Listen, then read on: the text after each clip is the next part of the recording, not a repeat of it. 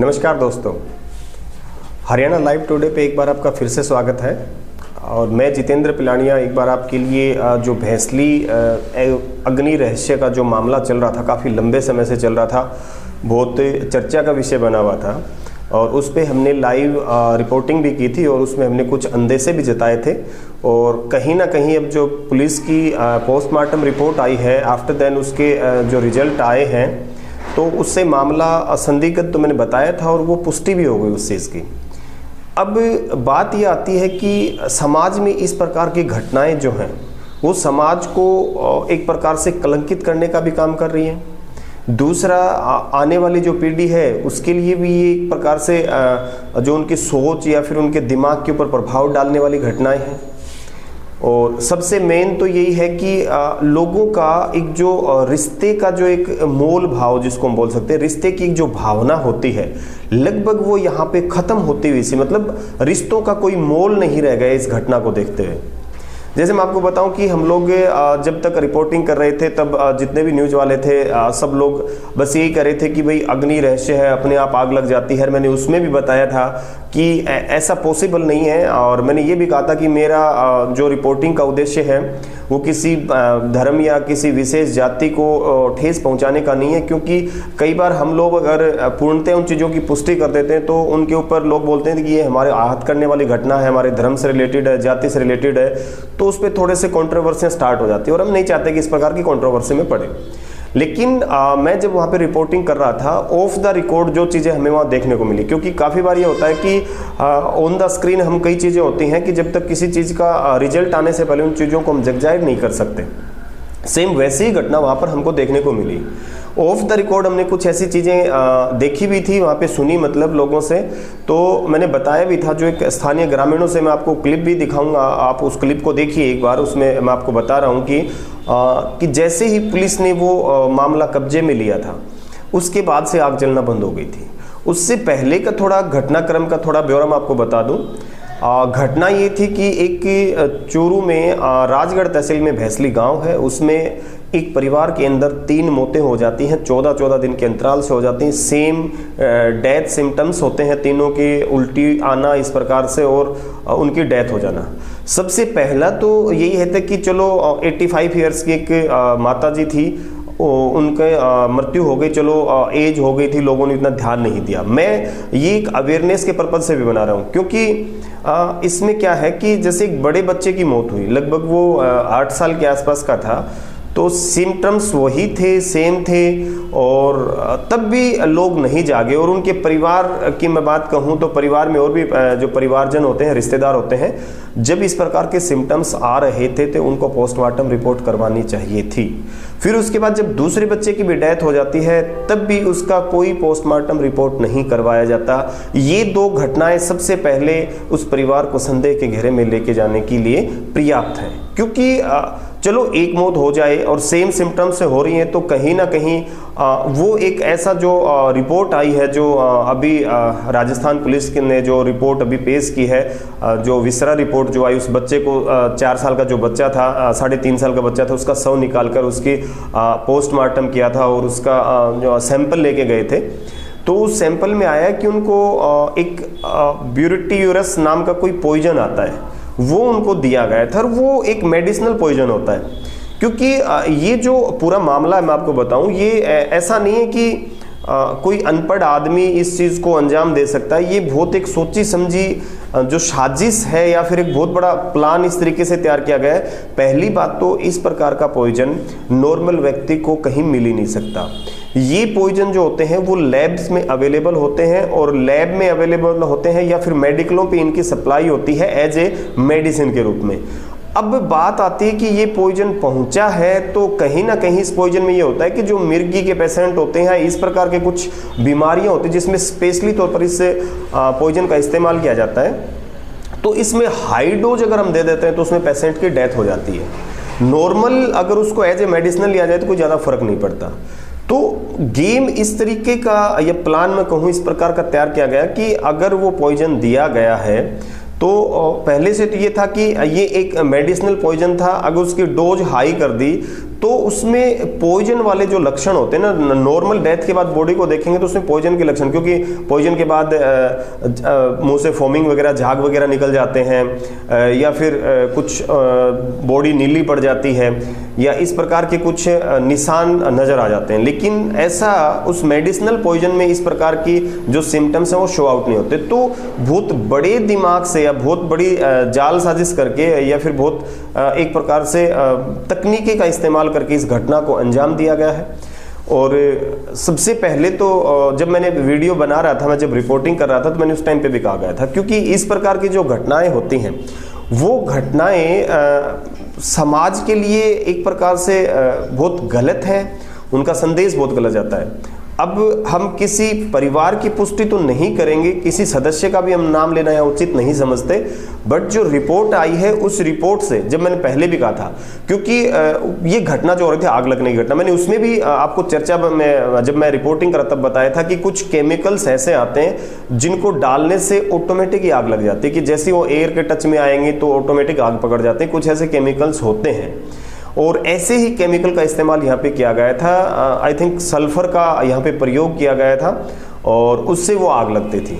लेकिन जब पुलिस वहाँ पे पहुंची, उसका थोड़ा सा मैं बता देता हूँ कि बार बार संदेह का दायरा क्यों आ जाता है। एक तो सेम सिम्टम्स से मोते होना, तीनों के अंदर एक ही प्रकार के लक्षण थे। दूसरा कि 3 डेथ हुई, उसके आफ्टर देन भी कोई पोस्टमार्टम करवाने की नहीं सोची, दूसरा ही मामला बनता है। तीसरी चीज ये है कि जो आग लग रही थी उस परिवार के सदस्यों के कपड़ों में लग रही थी। अगर किसी पार्टिकुलर क्षेत्र को अगर तंत्र विद्या से अगर किया जाता है तो उस पार्टिकुलर क्षेत्र में सब लोग प्रभावित होने चाहिए।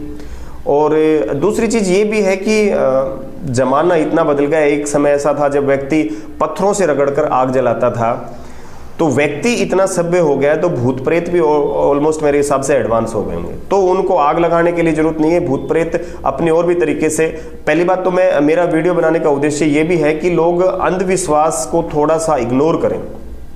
एक उद्देश्य ये भी है क्योंकि जिस प्रकार से स्टार्टिंग में ये वीडियो उठा तो लोगों ने अंधविश्वास के चक्कर में इतना फैला दिया था कि पता नहीं क्या हो रहा है। लेकिन जब हम वहाँ पे पहुँचे और हमने लाइव पे जाके रिपोर्टिंग की तो मैंने अंदेशा पहले ही जता दिया था। 2 घटनाएं जो मैं फिर बता रहा हूँ आप लोगों को। एक घटना पोस्टमार्टम की रिपोर्ट जो थी वो नहीं करवाई गई, दूसरी उसी परिवार के सदस्य के कपड़ों में आग लग गई। लोगों ने उनको सलाह दी तो अगले वाले ने सीसीटीवी कैमरे का भी अरेंजमेंट किया, सीसीटीवी कैमरे भी लगाए। और सबसे बड़ी बात ये कि कैमरों के अंदर आग नहीं लगी। दिमाग देखिए यहाँ पे, मतलब उस व्यक्ति को ये पता था कि कैमरा सिर्फ और सिर्फ रिकॉर्ड करता है, कैमरा सिर्फ और सिर्फ दिखाता है, रिकॉर्डिंग डीवीआर के अंदर होती, तो उसने डीवीआर को जलाया सबसे पहले ताकि रिकॉर्डिंग आ ही नहीं पाई।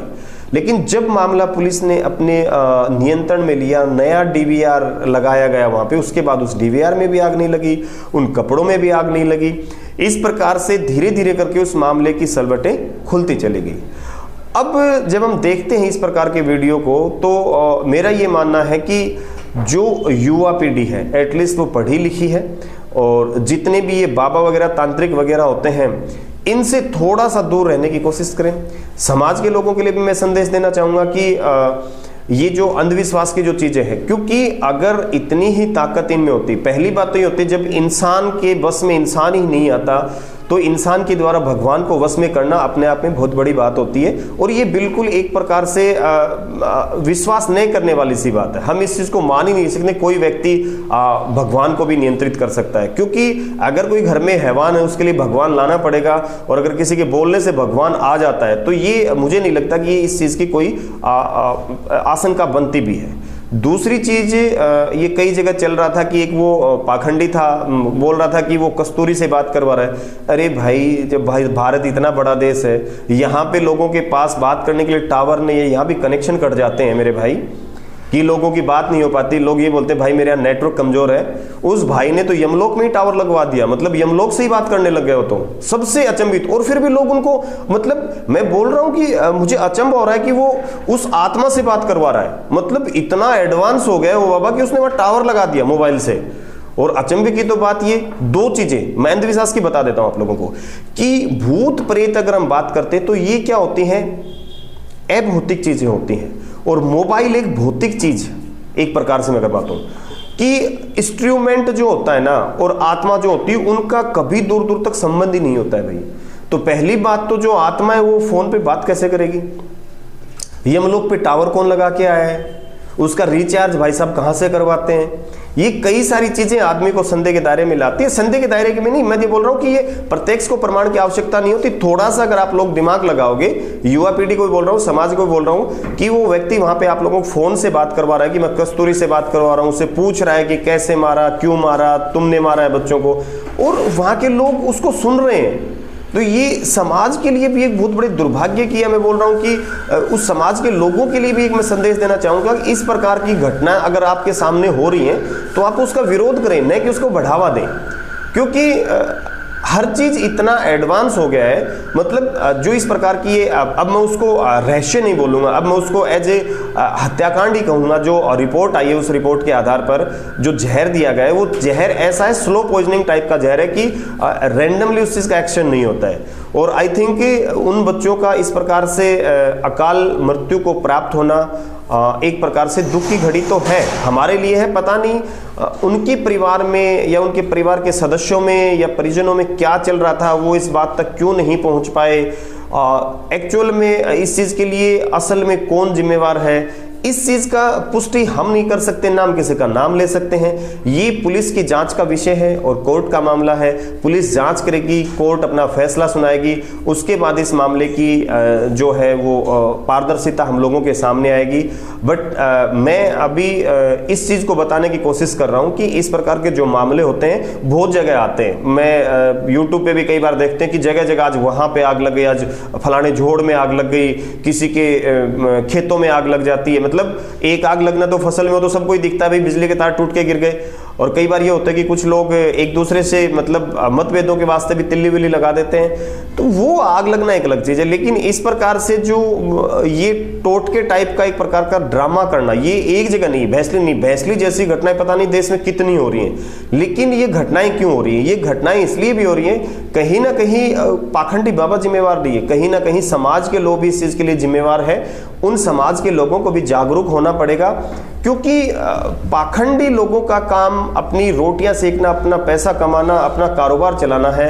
अब विरोध करना, उस पर विश्वास करना, ये समाज का भी एक जिम्मेवारी बनती है। और मैं समाज से ये गुजारिश करूंगा कि इस वीडियो को ज्यादा से ज्यादा शेयर करें, ताकि आने वाली इस प्रकार की कुछ घटनाएं होती हैं उनको टाइम रहते नियंत्रित किया जा सके। और इस प्रकार की घटनाएं जो यूट्यूब पे चली जाती है और लोग बहुत ज्यादा पैनिक हो जाते हैं, तो इस प्रकार की भविष्य में कोई घटना हो तो उसको तुरंत पुलिस को इस तरीके की चीजों को इन्फॉर्म करके उन चीजों को सीमित दायरे में कंट्रोल करना चाहिए। क्योंकि आने वाली जो पीढ़ी है, जो छोटे बच्चे होते हैं, उनके मन में भी भय की जो है एक प्रकार से भावना पैदा हो जाती है, छोटे बच्चे भी डर जाते हैं। तो मैं समाज से ये कहूँगा कि ज़्यादा से ज़्यादा इस वीडियो को शेयर करें, और इस प्रकार की घटनाएं होती हैं तो समाज एकजुट होकर उसका विरोध करे।